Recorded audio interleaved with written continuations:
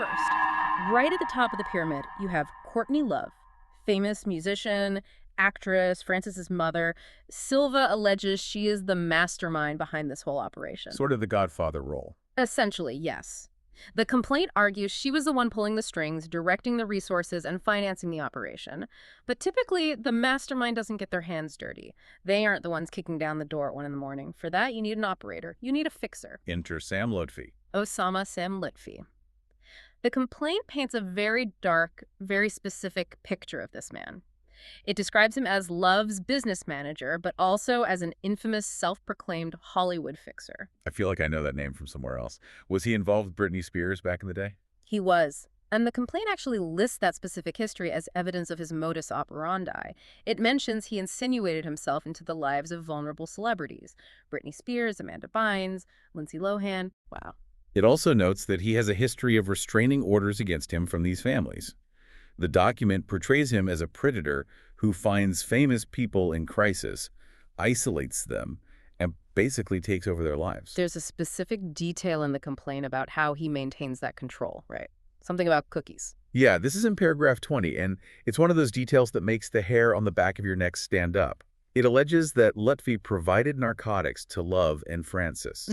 But they didn't call them drugs in their texts. They used the code word cookies. Cookies. Like, I need more cookies. Did you bring the cookies? It sounds so innocent until you know the actual context. Exactly. The allegation is that by being the supplier, he creates dependency. He becomes completely indispensable to them. If he controls the supply, he controls the person. So you have the mastermind in Love and the enforcer in Lutfi. But Lutfi needs a crew for a physical extraction. And this is where the casting gets just so weird to me, because one of the guys in the breaking crew is Ross Butler. Yes. The actor from 13 Reasons Why, and Riverdale, the guy who plays the quintessential high school jock on TV. The very same guy. The document identifies him as an actor and alleges he was Lutfi's roommate and associate. It claims he acted as a courier for these cookies we just mentioned. It's just so jarring. You have this guy who is on Netflix in these massive teen dramas, and the allegation is that he's acting as muscle in a violent home invasion. It really breaks the illusion of the whole celebrity persona. It really highlights the strange circles these people run in behind the scenes. Rounding out the crew at the house, we have Jan Juchtman. He's described as a chauffeur operating a company called Blue Velvet LLC. Blue Velvet, a reference to a David Lynch movie about the dark, twisted underbelly of a seemingly normal town. That feels incredibly appropriate for this story. It does, doesn't it? The complaint claimed Juchtman has a disturbing criminal history involving drugs and violence. So he's the heavy, he's the driver and the muscle. And finally, lurking in the background of the harassment campaign is a man named John Nazarian. The private investigator. Yeah. A private investigator who, according to the complaint, bills himself as the scum of Hollywood. He calls himself that. That is a direct quote from his own promotional material cited in the legal complaint. He apparently has videos online teaching people how to stage fake crime scenes to get their spouses arrested.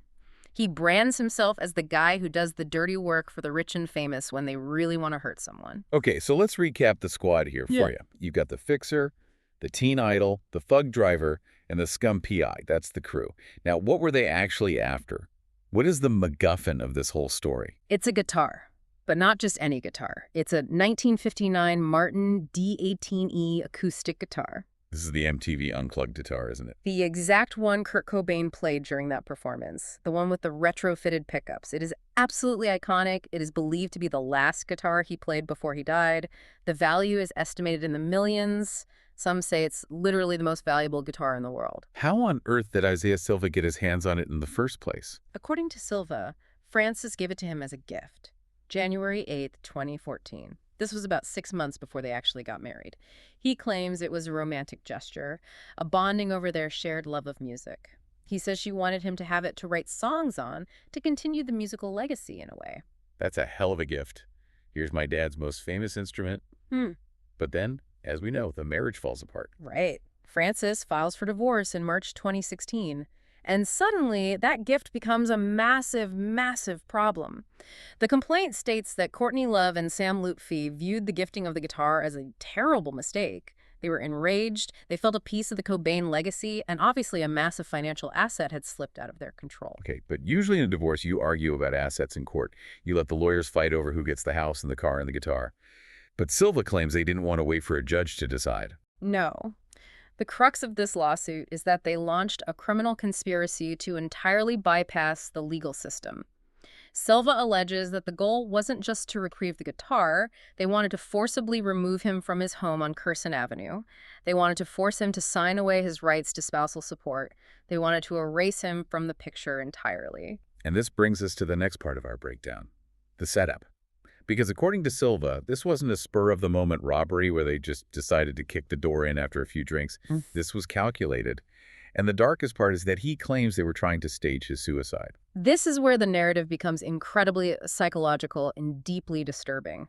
Paragraph 50 of the complaint details what Silva calls the suicide narrative. What does that actually mean? How do you construct a narrative for someone else's suicide? He alleges that Lutfi and the others hacked his electronic devices, specifically his iMessage account.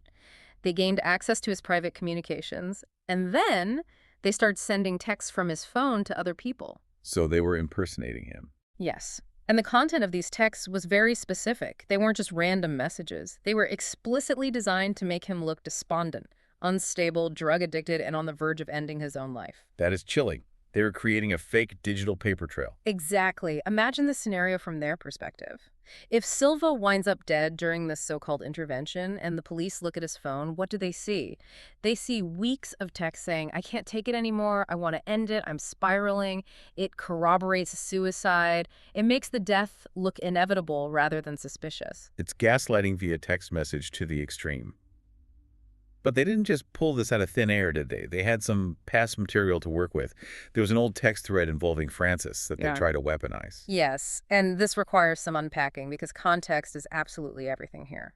In September 2015, Francis had a text conversation with a friend named Lindsay. In that text, Francis vented about Silva. She wrote, Isaiah doesn't count, he's just a black cloud.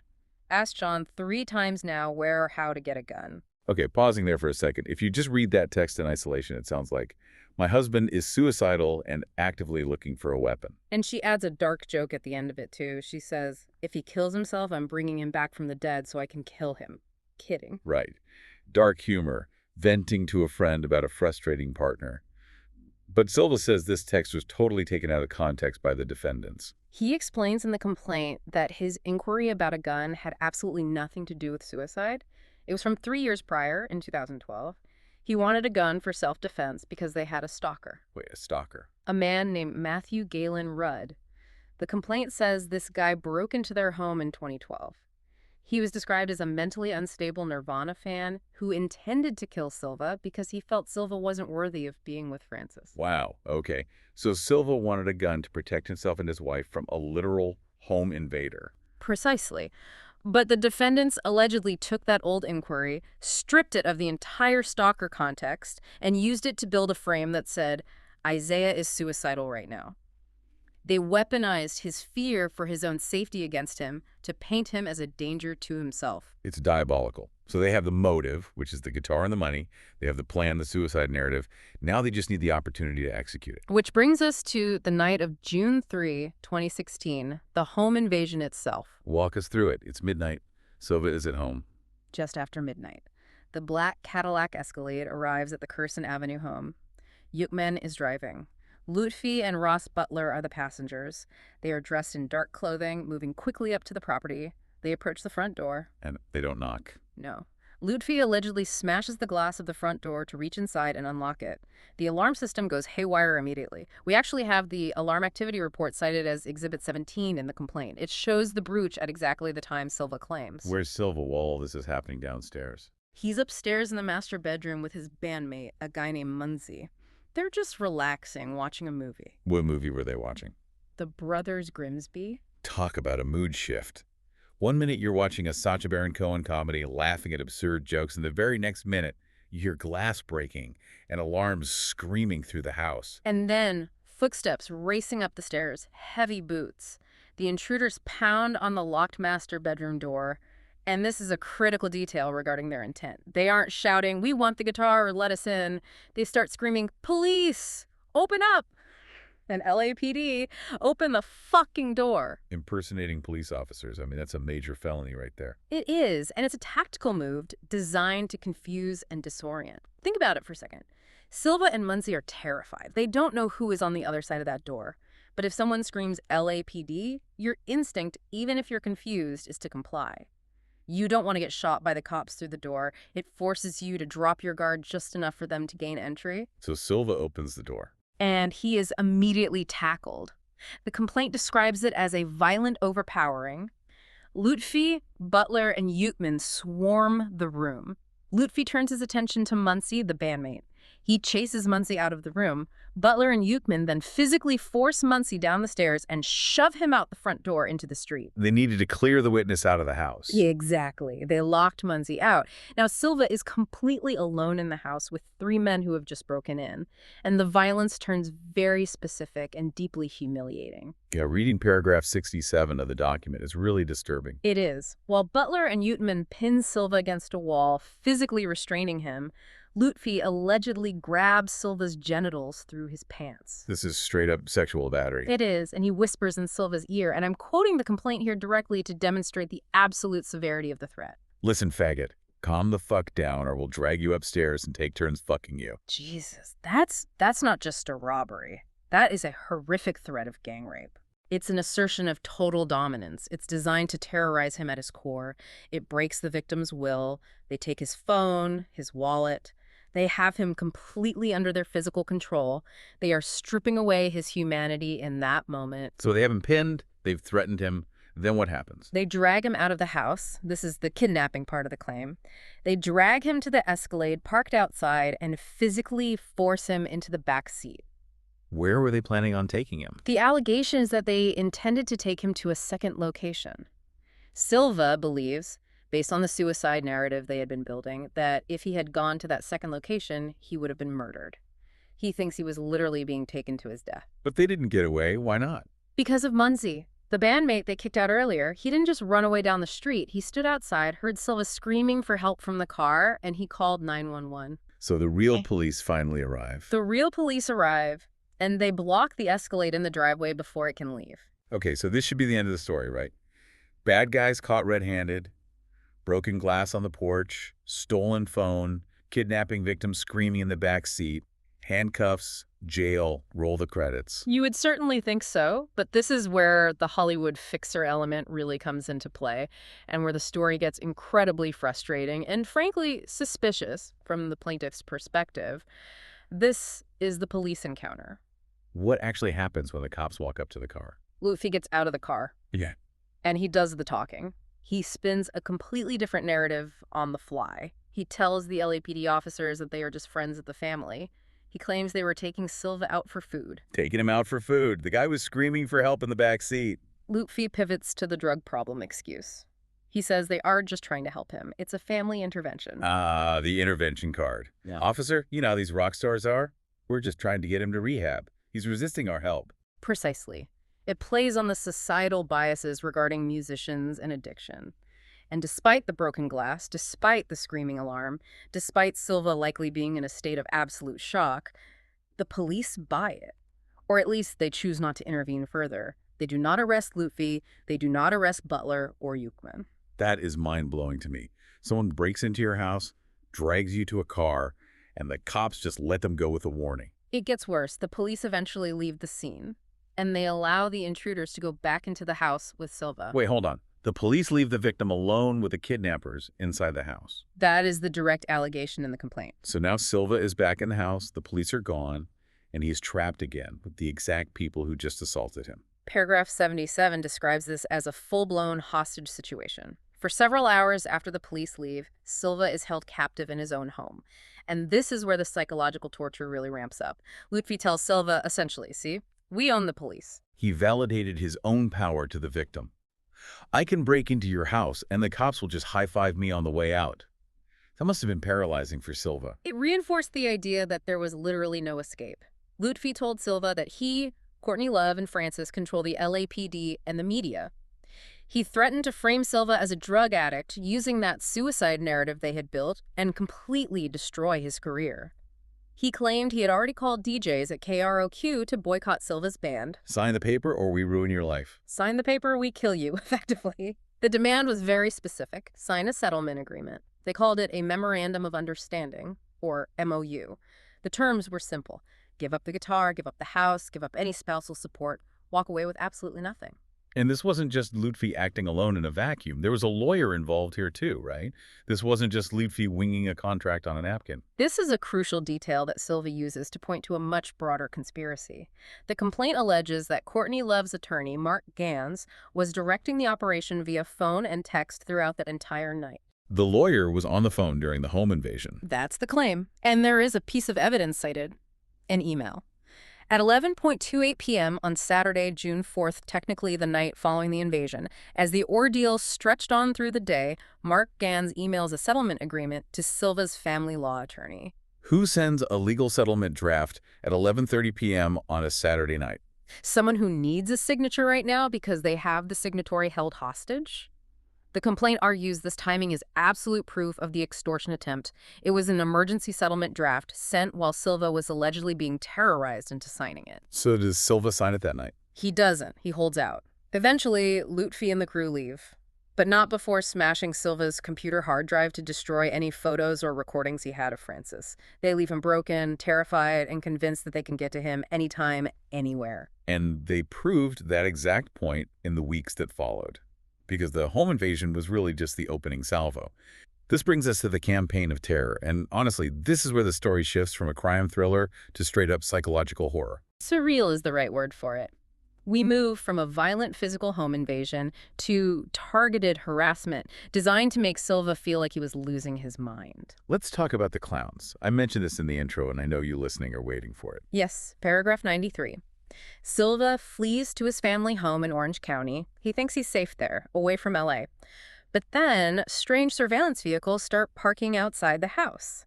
And the occupants inside are wearing wigs and clown glasses. Like big red noses and rainbow wigs. The complaint specifically says crazy wigs and large clown glasses. It sounds ridiculous, almost funny, until you understand the intent behind it. The complaint alleges that Francis had once told Silva's mother, Mary, that this was a specific tactic Courtney Love used on people. What's the point of the tactic? Think about it from a police perspective. If you send thugs in dark suits, the neighbors call the police and say there are suspicious men outside. But if you send people in clown costumes and the victim calls the police saying there are clowns outside watching me, the police think the victim is hallucinating. It's designed to completely discredit the victim. Officer, I swear the clowns are following me. You sound like you're having a psychotic break. Exactly. It serves two purposes. Terrorize the victim with the absurdity of it, making them feel crazy, and insulate the perpetrators from police action because the report sounds completely unbelievable. It makes Silva feel like he's living in a nightmare that no one else can see or validate. That is just diabolical. It gets worse. On June 24th, 2016, a few weeks after the initial break-in, there is another major confrontation. Silva and his mother, Mary, are back at the Curson house. Frances arrives, but she's not alone. She's with John Nazarian. The scum of Hollywood PI guy. Him. And 5 or 6 large men, they rush the driveway. Nazarian is screaming at Silva's mother. It gets physical very quickly. The complaint alleges Nazarian violently shoved a gate into Mary. He shoved a gate into her, an older woman? Yes. And remember the broken glass from the front door that Lutfi smashed weeks earlier? There were apparently still jagged shards in the window frame or left nearby. The gate shove knocked Mary backward, and her arm was lacerated on that jagged glass. So now they've crossed from threats and property damage to physically assaulting his mother. Yes. They crossed a major line to actual physical harm of a family member. And they didn't stop at family either. They went after his friends to isolate him entirely. Right, the scorched earth policy. Who else did they target? The complaint details the harassment of Robin Diaz, a drummer who played with Silva. Lutfi and Love allegedly bombarded him with text messages. Lutfi sent a message saying, "Make the right choice or live in hell. Sacrifice your entire future for Isaiah." Basically saying, we will blacklist you in the music industry if you stay friends with this guy. Effectively, yes. Yeah. And then there's Simon Bennett, another friend. During the kidnapping, Lutfi had stolen Silva's phone. He used that phone to impersonate Silva and text Bennett. Catfishing his friends. Yes. When Bennett realized it wasn't actually Silva texting him, Lutfi dropped the act and threatened Bennett's job. Bennett worked at the Chateau Marmont, a very famous, well-connected hotel. Lutfi allegedly said he would talk to the owner and get him fired, and according to the complaint, Bennett was subsequently fired. They were systematically dismantling his entire support system, isolating him so he had absolutely nowhere to turn, no friends, no money, no safety. And then there's the pettiest yet deeply intrusive act against Jessica Sullivan. She is the mother of Silva's young daughter. Lutfi allegedly called her vile names slurs like dyke and whore, and then used her phone number to post an ad on Craigslist offering a free puppy. Oh, the old free puppy prank on Craigslist. It sounds juvenile, sure, but her phone blew up with hundreds of calls from random strangers at all hours. In the context of the other violence, it's not just a prank. It's a message. We can touch you, we can disrupt your life whenever we want, and you can't stop us. Okay, so we have a very clear picture of the what? Home invasion, kidnapping attempt, assault, gaslighting, stalking, clowns. But we really need to talk about the why. And it's not just the guitar. Silva was terrified for his actual life. And there is a specific section in this complaint that explains why he thought they were actually going to murder him. This is the Kurt connection. This is the heavy stuff. This is the shadow that hangs over the entire Cobain legacy. It is. To understand Silva's fear, you have to understand what he truly believed about his mother-in-law, Courtney Love. The complaint details very specific conversations Silva had with a woman named Jessica O'Connor. Who is Jessica O'Connor in this web? She is Kurt Cobain's cousin. According to the complaint, she and Silva became quite close, and she confided in him something highly explosive. She told Silva that she believed Courtney Love was involved in Kurt Cobain's death. So she didn't buy the official suicide story. That's the allegation in the document, but it goes much further than just a theory. O'Connor told Silva that shortly after Kurt died, Love threatened O'Connor's daughter, who is Kurt's other cousin. Love allegedly said to her, "Shut up, or she's next." She's next. Implying what? Implying that if they didn't stop asking questions about Kurt's death, the daughter would be killed next. Now, we have to pause here. Whether or not that statement is historically true is almost beside the point for the mechanics of this lawsuit. The point is, Silva believed it was true. Right. Put yourself in his shoes. If you genuinely believe your mother-in-law is capable of killing her husband, a global rock icon, and then threatening a child's life to cover it up, then when her fixer breaks into your house and screams at you, you don't think, oh, this is a robbery. You think, I am going to die tonight. Exactly. It contextualizes his absolute terror. He didn't see this as a nasty property dispute. He saw it as a murderous conspiracy executed by people who had killed before and gotten away with it. That is why the text messages about suicide were so chilling to him. He thought he was being prepped to be the next suicide in the Cobain orbit. It connects all the dots perfectly. The suicide narrative wasn't just to get the house or the guitar. It was, in Silva's mind, a literal script for his murder. And that profound fear is what drives the legal claims in the final part of the document. The complaint accuses the defendants of RICO violations. IFO, that's the Racketeer Influenced and Corrupt Organizations Act. That's usually used by the feds for the mafia. It is. Silva's lawyers are arguing that this group, Love, Lutfi, Butler, Yupman, Gons, Nazarian, function as an organized criminal enterprise. They work together across state lines since Butler fled to Canada allegedly after the attack to commit serious crimes: burglary, robbery, kidnapping, witness intimidation, attempted murder. It's a massive laundry list of charges: battery, assault, false imprisonment, stalking, extortion. And intentional infliction of emotional distress. Silva claims he has severe PTSD from the ordeal. He states he has been unable to work in the music industry since June 3, 2016. He's completely incapacitated by the trauma of it all. So he's asking for damages in this civil suit. Significant damages, not just for the medical bills and the loss of income, but massive punitive damages. Money designed to explicitly punish the defendants for conduct that the complaint describes as vile, base, and contemptible. So where does this leave us today? This is a massive lawsuit with incredible allegations. How did it end up resolving? Well, remember, this is a civil case. It moves incredibly slowly through the courts. But we do have an ending to the legal chapter. The case settled in May 2022. It settled, just quietly went away. Yes. The terms of the settlement were confidential. We don't know who paid what to whom, but we do know the fate of the MacGuffin. The unplugged guitar. What happened to it? Silva kept it. He won the guitar in the final divorce settlement, and he retained legal ownership of it through this entire lawsuit. So he essentially beat the conspiracy. In a way, yes. He held onto the asset, and then in 2020, he sold it. He sold the Kurt Cobain guitar after all that. He put it up at auction. And it sold for $6.01 million. It set the world record for the most expensive guitar ever sold. So he got the ultimate prize in the end. He walked away with millions of dollars. He did. But you really have to ask, at what cost? He lost his career, his sense of personal safety, and years of his life to a legal battle that sounds like an absolute waking nightmare. That's the real question. Was the $6 million worth the terror? It leaves us with a harrowing story about power dynamics. If you strip away the celebrity names, this is a story about a man who was allegedly hunted by a well-funded group of people who simply believed they were above the law.